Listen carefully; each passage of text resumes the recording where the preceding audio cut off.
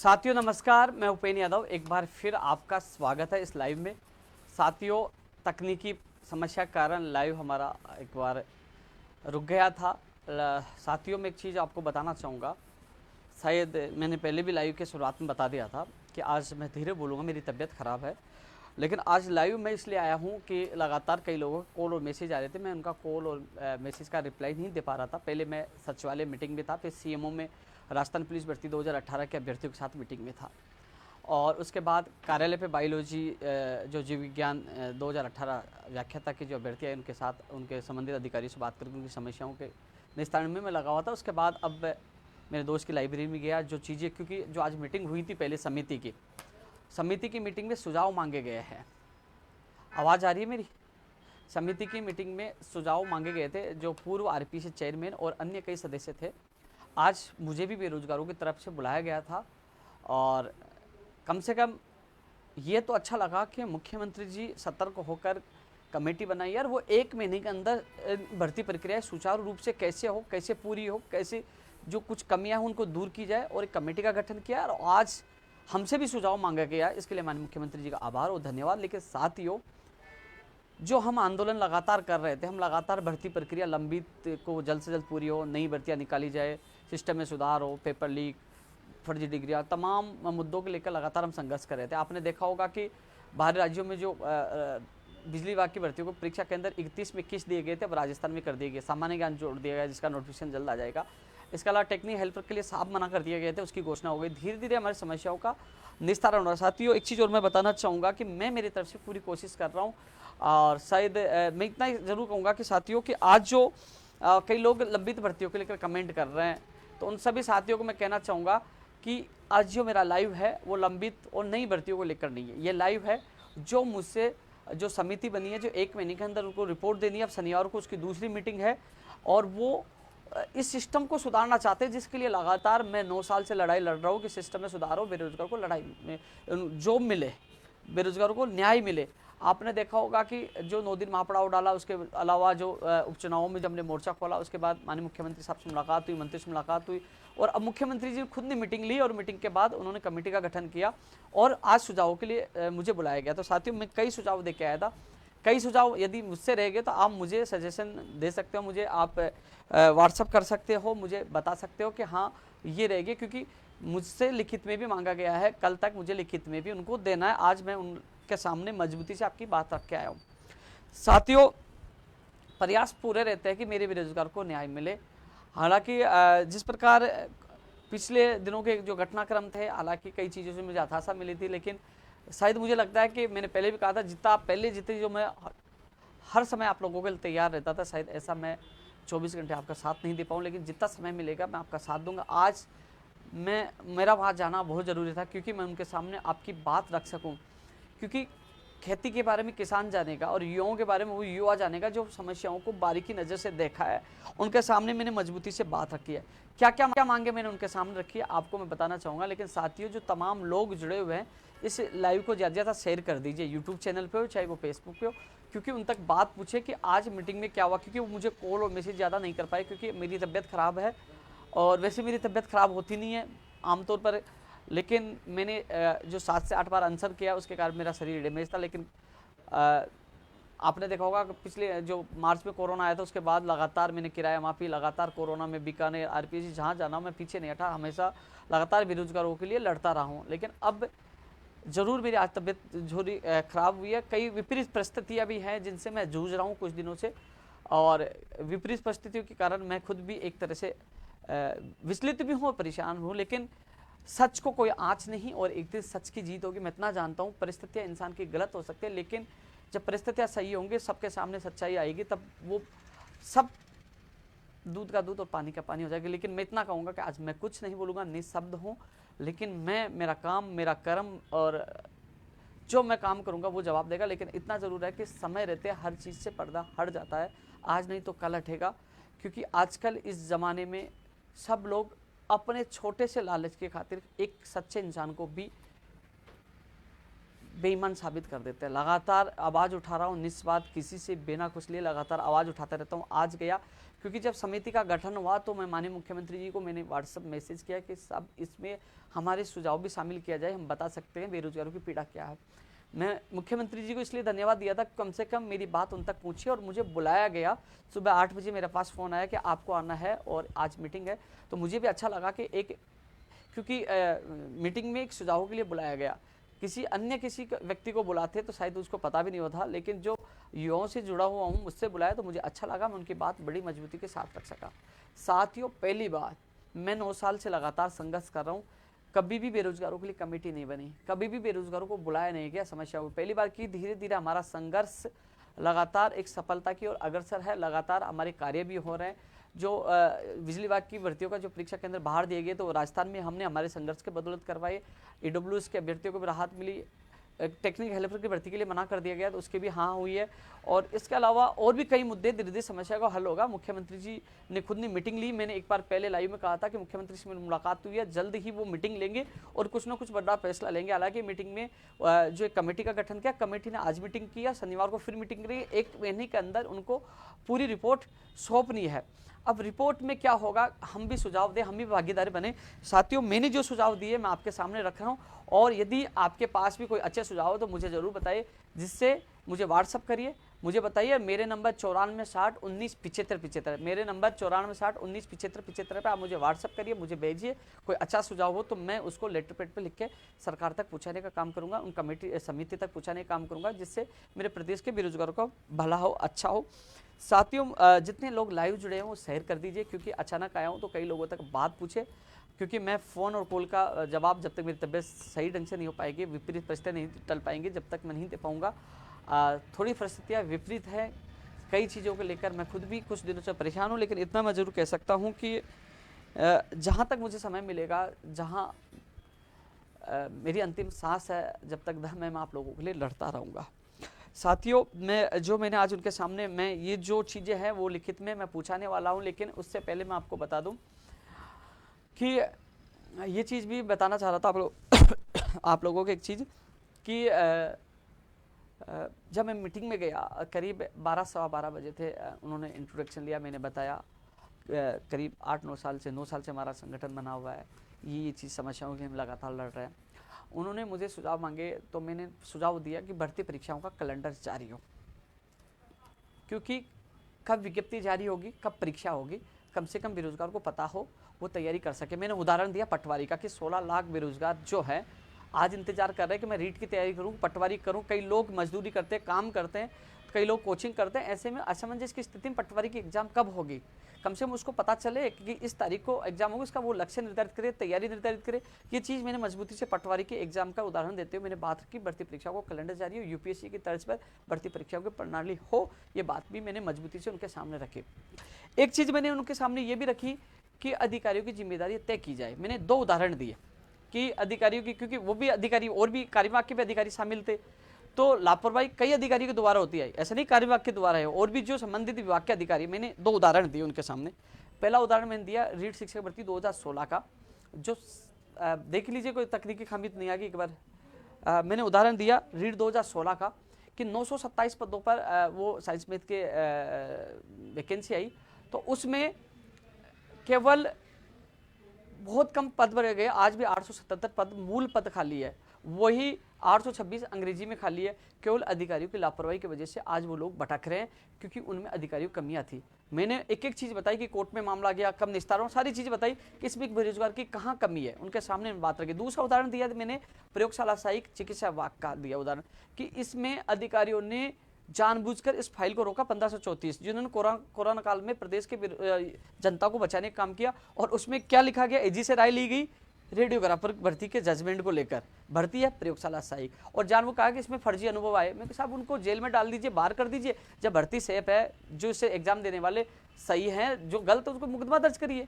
क्या मतलब है, आप बताइए इसमें विभाग की लापरवाही है कि नहीं है, बोले मानते हैं। तो 2 भर्तियों को उदाहरण देकर मैंने कहा अधिकारियों की जिम्मेदारी तय की जाए कि जानबूझकर अधिकारियों की लापरवाही की सजा बेरोजगार भुगत रहे। आज सुप्रीम कोर्ट में 826 जो उर्मिला देवी का जो अंग्रेजी वाला है वो लटक रहे हैं, साइंस मैथ वाला लटक रहे हैं, संस्कृत विभाग वाला लटक रहे हैं। हालांकि मैंने गेरा साहब को भी कहा, साहब मामला आपके पास है, इसका जल्द से जल्द संज्ञान लेकर निस्तारण किया। तो गेरा साहब ने मीटिंग में उनको नोट किया। जो चीज़ उनको समझ में आ रही थी, मैं सुझाव दे रहा था, वो नोट कर रहे थे वहाँ। तो उन्होंने कहा जल्द से जल्द निस्तारण करने का उन्होंने आश्वासन दिया। साथियों, सुप्रीम कोर्ट से एसएलपी का मामला अब मैं मजबूती से अब लगातार उठा रहा हूँ, पूरी कोशिश कर रहा हूँ। माननीय मुख्यमंत्री जी के सामने बात रखी थी, आज भी बात रखी थी। लोग मुझे पता है कि पीड़ित है, लेकिन मैं कुछ समय से ही आपकी बात उठा रहा हूँ। मैं पूरी कोशिश करूंगा जिस प्रकार 2018 के 3500 बेरोजगारों को खुशियाँ मिले, आपको खुशियाँ मिले, मैं पूरी ताकत के साथ आपकी बात रखूंगा। लेकिन जो आज की लोगों के अब कमेंट आ रहे हैं, ये कह रहे हैं कि लंबित भर्तियां एनएम, जीएनएम, पंचायत राज, एलडीसी, तमाम जो भर्तियों को लेकर, नई भर्तियों को लेकर, टेक्निकल हेल्पर, कंप्यूटर शिक्षक भर्ती, नई स्कूल व्याख्याता, इन सबको लेकर आ रहे हैं। तो साथियों, मैं आपको बता दूं, ये केवल भर्तियों के सुझावों के लिए मुझे बुलाया गया कि कोई अच्छे सुझाव हो तो बताओ कि भर्तियां समय पर कैसे पूरी हो, क्या क्या सुझाव है। साथियों, मैंने 2 उदाहरण और दिए, एक साहड़ा का, एक सुजानगढ़ का। साहड़ा का जो राजस्थान पुलिस भर्ती 2018 के, वो 1600 पदों के लिए वहाँ अनशन पे बैठे हैं, मेरे प्रत्याशी के घर के बाहर बैठे हैं। मैंने उदाहरण दिया मैंने सुजानगढ़ का जो 14% स्कूल व्याख्याता भर्ती में पद वापस जुड़ाने की मांग कर लेकर बैठे हैं। दोनों उदाहरण मैंने इसलिए दिया कि साहब, एक तो जो बेरोजगार पीड़ित है, संबंधित भर्ती का जो बेरोजगार है किसी भी भर्ती से, उनको उनकी बात रखने का अधिकार होना चाहिए। तो वहाँ एक सदस्य, उनका नाम तो नहीं जानता, मैं अध्यक्ष के अलावा 4-5 सदस्य और भी थे, उन्होंने पूछा बताओ कैसे समस्या का निस्तारण हो सकता है। मैंने बताया कि संबंधित डिपार्टमेंट हो, एक लीगल का आपका अधिकारी हो, आपकी कमेटी हो, और आप जारी कर दीजिए इस भर्ती जो समस्या आ रही है, इस भर्ती के 2 लोगों को बुलाया जाता है। तो उनको बुलाकर उनकी समस्या जानिए। आपको लगता है उनकी मांग जायज़ नहीं है, उनकी मांग गलत है, अनलीगल है, तो कहीं ना कहीं उनको संतुष्ट करिए, जिससे न तो वो कोर्ट में जाएगा, न धरना प्रदर्शन करेगा, न हंगामा करेगा, कम से कम संतुष्ट होकर दूसरी तैयारी तो करेगा। आज वो कोर्ट में जा रहा है, पैसा खर्च कर रहा है, धरना प्रदर्शन कर रहा है, पागलों जैसे घूम रहा है, एक पागलों जैसी स्थिति हो चुकी है। आज उनकी जो यथास्थिति देखी जाए, कैसे आज पढ़े, कभी मुर्गा बन रहे, क्या स्थिति है, मैंने उनके सामने रखी। कम से कम बेरोजगार, पीड़ित बेरोजगार जो भर्ती संबंधित अलग अलग भर्ती, उनको बात रखने का मौका, एक माध्यम तो चाहिए, कम से कम वो बात रख सके। ये बात भी साथियों मैंने उनके सामने रखी है। वहाँ उपेन्द्र यादव की आवश्यकता नहीं हो, कोई भी पीड़ित बेरोजगार सीधा जाके अपनी बात रख सके कि हाँ मेरी ये पीड़ा है, कम से कम जो नहीं होने वाला उनको संतुष्ट करे। राजस्थान पुलिस वाले का भी उदाहरण दिया, तो उनके अभ्यर्थी भी आए थे 1 बजे सीएमओ में, मैं उनके साथ गया था, उनकी बात में रखी थी। 1-2 की वार्ता में संतुष्ट नहीं, दोबारा उनकी वार्ता होगी। मैंने उनके ऊपर निर्णय छोड़ दिया, मेरा काम था भाई आपका साथ देना। उन्होंने मुझे कहा, जितना मैंने साथ दिया, उनके साथ उनकी मुलाकात करवाई है, साथ गया हूँ, और जब भी बुलाया मैं साथ हूँ। लेकिन अब क्या होता है, अब दोबारा शाम को एक बार उनकी वार्ता फिर हो सकती है, लेकिन अभी तक उनके साथी वहाँ डटे हुए। साथियों, आधिकारिक जिम्मेदारियों की जो मैं इतना ही कहूँगा कि जो लोग आज जो लाइव है केवल सुझावों को लेकर है, जो मुझसे सुझाव मांगे गए थे। शायद राजस्थान के इतिहास में पहली बार है कि बेरोजगारों को लेकर जो कमेटी बनी है, फिर उसके बाद राय के लिए बुलाया गया। कभी बुलाया नहीं गया आज तक, कभी नहीं कि कमेटी का गठन हुआ, बुलाया गया, सुझाव मांगे नहीं। पहले जो घर बैठे ऐसे बैठे लोग नियम बना रहे थे, उनको पता नहीं कि आज बेरोजगार की समस्या क्या है। लेकिन जो मैंने सुझाव दिए, जो मैं आपके सामने रख रहा हूँ, यदि कोई कमी हो तो बताना, और कोई आपका नया सुझाव हो तो मुझे जरूर 94 60 19 75 75, यानी कि 94 60 19 75 75, ये मेरे मोबाइल नंबर है, आप मुझे व्हाट्सअप करें। जरूर कोई सुझाव होगा तो मैं जरूर चुनकर उनके सामने भेजूंगा। कई अभ्यर्थियों ने मुझे सुझाव भेजे थे। साथियों, मैं ये कह रहा हूँ, सभी विभाग प्रतिवर्ष समय पर आरपीएससी, चयन बोर्ड, अन्य संस्थाओं को अनुशंसा भेजे, प्रतिवर्ष को भेजे कि हमारे पास इतने पद खाली हो, प्रतिवर्ष भेजे। ये भी हमने उनको सुझाव दिया। परीक्षा पेपर में विवादित प्रश्नों का जिम्मेदार पेपर सेटर होगा तथा उस पर आधिकारिक रूप से कार्रवाई भी करी जाए, क्योंकि जो पेपर सेटर होता है वो, क्योंकि कई लोगों का चयन हो जाता है, बाहर हो जाते हैं। अभी थोड़े दिन पहले कॉमर्स के 4 अभ्यर्थी बाहर हो, जिन्होंने मिठाई बांटी, क्या बीतती उनके परिवार के उनके ऊपर, गलती अधिकारी करे, सजा बेरोजगार भुगते, तो उनके ऊपर कार्रवाई होनी चाहिए। ये भी मैंने सुझाव दिया है। राजस्थान की भर्तियों में बाहर राज्य का कोटा समाप्त किया जाए। नीचे देखो, काफी योद्धाओं के, भगत सिंह के, देखो आज़ाद के, कई लोगों के कमेंट आ रहे होंगे, बाहर राज्यों कोटा कम किया जाए। अरे भाई, मैं चिल्ला चिल्ला के मर गया था। आज कह रहा हूँ, बाहर राज्यों का कोटा तब समाप्त होगा जब हजारों की संख्या में तुम आ जाओगे। लोकतंत्र में भीड़ तंत्र की आवश्यकता है, लेकिन नहीं, कमेंट कर दिया, थोड़ा फिर थोड़ी देर बाद गाली दोगे। लेकिन फिर भी यार, कम से कम आप, जो लोग साथ देने के बजाय नेगेटिव माहौल बनाते, कम से कम आप एक भर्ती करवा कर देखिए, कम से कम किसी एक बेरोजगार की समस्या हल करके देखिए। आज मैं कितने लोगों से सुबह शाम मिलता हूँ, कितने लोगों की मैं भागता हूँ। कल भी मैं सीएमओ गया था, कल भी मैं कई अभ्यर्थियों को डेलीगेशन को साथ लेके गया था, आज भी गया था। जो साथ जाते हैं उनको पूछना, वो बताएंगे आपको कि मैं कितनी मेहनत उन अभ्यर्थियों के लिए करता हूँ। उनको वो खुद बता दें। कई लोग लाइव भी देख रहे हैं और वो आप लोगों को चर्चा भी करते हैं कि मैं साथ ले जाता हूँ, गाड़ी में बिठा कर साथ ले जाकर वार्ता करवा कर जितनी हो सके उनकी मदद करता हूँ मैं। दोस्तों एक चीज़ और जो नियुक्ति, जैसे मान लीजिए अभी सेकंड ग्रेड की ज्वाइनिंग हुई थी, ज्वाइनिंग कर लिया, फर्स्ट ग्रेड में नंबर आ गया, छोड़ के चला गया, कम से कम 6 महीने का नियम तो ये लागू होना चाहिए कि जो छोड़ कर जा रहा है उसकी जगह नीचे वाले को मौका दिया जाएगा 6 महीने तक। लोग छोड़ के चले जाते हैं, तो कम से कम उनको खाली मानते हैं ज्वाइनिंग 6 महीने तक मौका अन्य बेरोजगार को दिया जाए। ये मांग भी मैं उनके सामने रख रहा हूँ।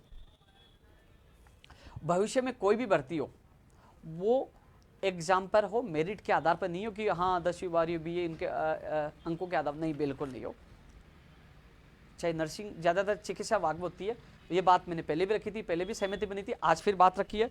और जो गेस्ट फैकल्टी के तौर पर जो विद्या संबल योजना, इसका भी मैंने विरोध किया है कि उन्होंने ये यहाँ तक कहा है कि जहाँ मान लो भर्ती प्रक्रिया में देरी हो रही है तो ऐसे में हम गेस्ट फैकल्टी के रूप में सहयोग ले सकते हैं। इसके लिए मैंने कहा हाँ, आप मान लीजिए आप लोग इमरजेंसी में आप सहयोग ले सकते हैं, लेकिन जब नियमित भर्ती होगी, जब भर्ती परीक्षाओं का कैलेंडर जारी हो जाएगा, समय पर भर्ती हो पाएगी, कम से कम 6 महीने और साल भर, चलो 6 महीने तो मान लो एग्जाम होता, परिणाम आता कीजिए, कम से कम 6, 8, 10 महीने, कम से कम एक निश्चित अवधि तय की जाएगी कि भर्ती कब पूरी होगी, भर्ती प्रक्रिया समय पर पूरी हो, पारदर्शिता के साथ हो। तो मैंने इसका विद्या संबल योजना का विरोध किया है। साथियों, सोशल मीडिया पे विरोध करने वाले बहुत आ जाएंगे, आपको उत्तेजित करने वाले बहुत आ जाएंगे, आपको भड़काने वाले बहुत आ जाएंगे, भ्रमित करने वाले आ जाएंगे। उपेंद्र यादव ने समझौता कर दिया, उपेंद्र यादव ने ये कर दिया, उपेंद्र यादव ये कर दिया। भाई, मैंने जो कुछ किया सियासत की आपके भविष्य के लिए की। आज कम से कम वहाँ जाकर आपकी बात तो रख रहा हूँ, आपकी पीड़ा तो पूछा रहा हूँ। मैं उदाहरण देना चाहूँगा, अभी एक शंभू पुजारी जी की जो उनकी डेथ हुई थी, आपने देखा होगा, उनके शव को लेकर यहाँ धरने प्रदर्शन कितने हुए, बहुत हंगामा हुआ, लगातार मीडिया में छाया रहा। लास्ट में क्या हुआ? वार्ता और समझौता, और उनको भी लिखित में मिला, उनको भी लिखित में मिला। उस पर तो आप लोगों ने सवाल नहीं उठाए, उन पर तो ये नहीं कि आप दिख गए, क्योंकि वो विपक्ष पार्टी के थे। जो मैंने किया 9 दिन तक, जो मुझे लिखित में मिला वही उनको लिखित में मिला, वही उन्होंने किया, वो मैंने किया। यार क्या एक मैं सिंपल एक किसान का बेटा हूँ, एक राजनीतिक नहीं। लोग ट्रोल करते हैं, बड़े बड़े मीडिया वाले, जो हालांकि मीडिया छोड़ चुके हैं, सोशल मीडिया के हैं, मीडिया वालों की वजह से तो आज हमारा संगठन और मैं खुद जिंदा हूँ। जिंदगी में ताउम्र मैं मीडिया का एहसान मानूंगा। लेकिन कई बार ऐसा लगता है कि किसी आदमी इतनी मेहनत करता है, उसको थोड़ा हौसला और मिल जाए तो आगे बढ़ सकता है। जो इंसान अपनी तबीयत, परिवार सबको छोड़कर लोगों के लिए लड़ता रहता है, सब कुछ भूल कर, मैं भूल गया मेरी ज़िंदगी कि हाँ, मेरा वो समय भी था कि जो हंसने बिताने घूमने में निकलना चाहिए था। मैं पिछले 3 साल से कोशिश करता हूँ मैं बाहर घूमने जाऊँगा, बाहर फिर सोचता हूँ कल उसके साथ जाना, परसों उसके साथ जाना, 16 तारीख का दिन स्पोर्ट जाना, हर चीज़, हर टाइम टेबल में, हर चीज़ में बेरोजगार को दे रहा हूँ। फिर भी कोई दिक्कत नहीं। मैं, वो कहते हैं ना, जो भगवान जानता है, मैं मेरे सच्चे दिल से कर रहा हूँ और अंतिम सांस तक करूँगा। हालांकि आज मुझे तकलीफ भी है, मैं खुश हूँ। साथियों, परीक्षा सेंटरों की वीडियोग्राफी करवाई जाए। मैंने कहा चुनाव में जब वोटिंग होती है तो वो उनकी वीडियोग्राफी होती है, तो उनकी वीडियोग्राफी होनी चाहिए, बेरोजगारों के भविष्य की वीडियोग्राफी होनी चाहिए, बायोमेट्रिक होनी चाहिए, बायोमेट्रिक भी होनी चाहिए। ये बात भी मैंने रखा है, दोनों चीज़ें मैंने रखी है। ये सुझाव थे, ये लंबी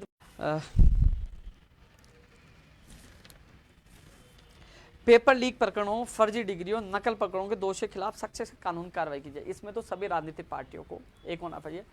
इसमें तो अधिनियम बनाना चाहिए, कुछ भी कानून बनाना चाहिए कि जो योग्य अभ्यर्थियों के भविष्य के साथ कुठारघात करते हैं, धोखा करते हैं, पेपर लीक करते हैं, फर्जी डिग्री, ऐसा कानून बनाओ कि उसमें डर होना चाहिए, खौफ होना चाहिए। एक बार किसी के साथ गलत करने से पहले 3 बार सोचे। मैंने कई बार उदाहरण दिए, मैंने कई ऐसे लोगों को देखे जेल के आ गए। लाइब्रेरियन का पेपर आउट हुआ, आज तक पता नहीं चला कि लाइब्रेरियन का पेपर कहाँ से आउट हुआ। वो संदीप नेहरा आज तक क्यों नहीं पकड़ा गया? आज तक सारी चीज़ें दबा दी गई है, फिर वो दोबारा उस जुगाड़ में लग जाएंगे। आखिरकार इन सब पे लगाम लगनी चाहिए मेरे साथियों। आपको इस लड़ाई में साथ देना चाहिए, कम से कम इस पे लगाम लगनी। जितने लोग लाइव देख रहे हैं उसको शेयर करें, क्योंकि मैं ये चीज़ें हर युवा तक पहुँचाना चाहता हूँ। युवा जागे और ये सारे सुझाव सरकार तक पहुँचाए, और कोई नए सुझाव हो तो मुझे बताइए। भर्ती परीक्षाओं में एक चीज़ और मैंने आज रखी है साथियों, कि आप देखते हो कि अध्ययनरत अभ्यर्थियों कह देते हो आप फॉर्म भर लो, फॉर्म भर लिया, उसने एग्जाम दे दी, उसका नंबर आ गया, कह दिया आपके योग्य नहीं हो, आपको बाहर कर दिया गया। पीस उससे ले ली गई, उसको बाद में बाहर कर दिया गया। ऐसे में नियम स्पष्ट बनाओ, भाई बिठा दिया तो लो, और यदि नहीं बिठाना चाहते हो तो उसको पहले ही मना कर दो, जिससे वो तैयारी, कोचिंग, फीस कुछ बर्बाद नहीं करेगा। नियम स्पष्ट होनी चाहिए, विज्ञप्ति में डाल दो। नंबर आता है मिठाई बार बार कहते अब अयोग्य। कई लोग कोर्ट में घूमते रहते हैं, भर्ती अटक जाती है। विज्ञप्ति जारी होने से पहले नियम योग्यता स्पष्ट होनी चाहिए। कोई भी विज्ञप्ति जारी हो, नियम और योग्यता जो भी स्पष्ट होनी चाहिए। विज्ञप्ति जारी होने के बाद ये भी कह दो कि उनसे कई लोगों को समस्या हो तो 7 दिन में वो सुझाव दे। विज्ञप्ति जारी होने के बावजूद भी 2, 4, 5 दिन के लिए समस्याओं के लिए यदि कोई भी उनको दिक्कत है तो वो सुझाव के लिए उनसे मांग सकते हैं। जैसे अपन नहीं आंसर की जारी होती तो लोगों से मांगते हैं ना कि भाई हाँ ऑब्जेक्शन है तो ऑब्जेक्शन दीजिए, तो कम से कम उन तक बात पूछे कि हाँ ये समस्या है, इस समस्या की वजह से भर्ती अटक सकती है, इसमें सुधार किया जाए। भाई सही कह रहा हूँ गलत कह रहा हूँ बताइए। विज्ञप्ति जारी होने से पहले नियम योग्यता स्पष्ट होनी चाहिए, जिससे भर्ती प्रक्रिया कोर्ट में नहीं अटके। साथियों, बोर्ड, आरपीएससी अन्य संस्थाओं द्वारा जो प्रथम आंसर की के ऊपर मांगे गए ऑब्जेक्शन को बोर्ड तथा आरपीएससी तथा अन्य संस्थाओं की वेबसाइट पर पब्लिश किया जाए। यानी कि जो प्रथम आंसर की जारी होती है ना, जो उसमें ऑब्जेक्शन मांगे जाते हैं, तो बोर्ड, आरपीएससी तथा अन्य संस्थाओं की वेबसाइट पर उसको पब्लिश किया जाए, लोगों को बताया जाए कि हमें इन प्रश्नों पर जो आंसर की इन पर हमें ऑब्जेक्शन मिले हैं। और पब्लिश किए गए ऑब्जेक्शन जो प्रूफ पर क्रॉस ऑब्जेक्शन मांगे जाए, क्रॉस ऑब्जेक्शन मांगे जाए। पेपर सेटर से भी राय ली जाए। ऑब्जेक्शन सुनना, ऑब्जेक्शन, क्रॉस ऑब्जेक्शन व पेपर सेटर की राय को ली जाए और फिर स्वतंत्र विशेषज्ञों के पास भेजा जाए, जिससे अभ्यर्थियों की समस्याओं का समाधान होगा। ऑब्जेक्शन जो आए, फिर उसके बाद क्रॉस ऑब्जेक्शन आए, वो पेपर सेटर की राय क्या आई, और फिर वो एक विशेषज्ञ जो कमेटी उसके पास भेजा जाए, जिससे समय भी बचेगा, मामला कोर्ट में नहीं जाएगा और भर्ती उलझेगी नहीं और समय पे भर्ती प्रक्रिया पूरी हो पाएगी। और आरपीएससी, बोर्ड व अन्य संस्थाओं के स्तर पर ही समस्याओं का निस्तारण हो जाएगा, कोर्ट में मामला नहीं जाएगा। भाई सही कह रहा हूँ गलत कह रहा हूँ, विचार करना। ये चीज़ मैंने रखी है और ये मेरे किसी दोस्त के द्वारा मुझे भेजी गई थी। राजस्थान में आजकल एक चीज़ चल रहा है जिसको कहते हैं फोटो मॉर्फिंग और थंब क्लोन, कि लोग एक दूसरे की जगह फोटो चेंज करके डमी अंगूठा बनाकर एक दूसरे को एंट्री करने का खेल चल रहा है। इस पे भी सरकार रोक लगाए, इस पे भी कोई ना कोई ऐसा नियम बनाए, फर्जी लोग बाहर और योग्य अभ्यर्थियों को मौका मिले। ये सबसे ज़्यादा प्रचलित हो रहा है। सब लोग आप देखते हो ना, वो पकड़े गए, वहाँ से आए थे वो पकड़े गए, तो ऐसे लोगों को रोकने के लिए कुछ किया जाए। फोटो मॉर्फिंग और थंब क्लोन वाला जो मामला चल रहा है, लोग दूसरे आ रहे, अदले के बदले दूसरे बैठ रहे हैं, इस पर रोक लगनी चाहिए।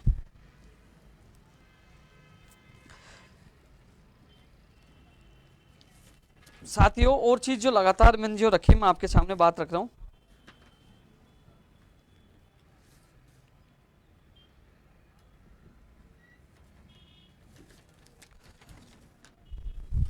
साथियों, जो चीजें मेरे पास थी मैंने उनके सामने रखी है और मुझे कल तक वापस उनसे लिखित मांगा, मैं कल उनको दूंगा। इसके अलावा दोस्तों, जो अधीनस्थ बोर्ड की ईसीजी, रेडियोग्राफर, इलेक्ट्रीशियन, जो भी अधीनस्थ बोर्ड की जो परिणाम है अटके पड़े हैं, हालांकि कहा गया था रेडियोग्राफर का इसी वीक में आ जाएगा।